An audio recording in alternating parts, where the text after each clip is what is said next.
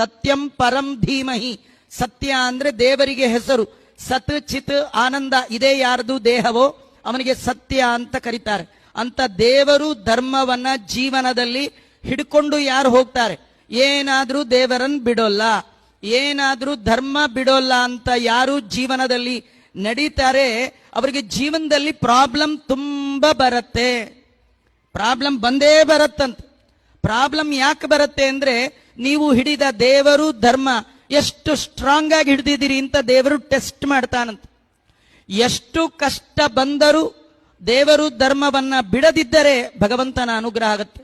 ಮಂತ್ರಾಲಯ ಪ್ರಭುಗಳು ರಾಘವೇಂದ್ರ ಸ್ವಾಮಿಗಳು ಅವರ ಜೀವನದಲ್ಲಿ ಎಷ್ಟು ಕಷ್ಟ ಬಂತು, ಎಷ್ಟು ಕಷ್ಟ ಬಂದ್ರು ಅವರು ಬಿಡದೆ ಎರಡನ್ನ ಹಿಡಿದರು.